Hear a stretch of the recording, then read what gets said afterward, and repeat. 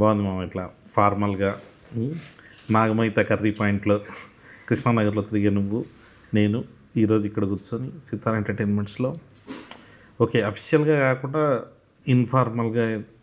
సరే, ఇప్పుడు ఇన్ని రోజులు దాంట్లో నీకు నా గురించి గుర్తున్న ఫస్ట్ ఇన్సిడెంట్ కానీ ఫస్ట్ నన్ను చూడగానే ఏమనిపించింది నీకు? ఒకటి దేవుడితో పెళ్ళి అవుతుంది, మన అసిస్టెంట్ డైరెక్టర్ వాళ్ళ అన్నయ్యదో ఎవరిదో ఆటోలో పోవాల్సి వచ్చింది. మనం 180 రూపాయలు అడిగింది వాడు ఆటోకి.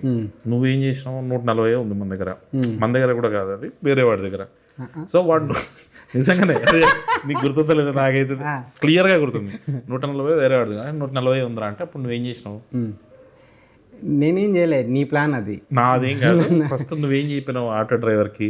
అన్న 140 ఇస్తాము, అక్కడికి వచ్చిన తర్వాత కద్దుకా ఖీర్, తర్వాత ఇంకోటి ఏదో డబల్ కా మీటా మొత్తం లోపల ఉంటాయి, నువ్వు మాతో పాటు వచ్చి భోజనం చేయని చెప్పి చేసినావు నువ్వు.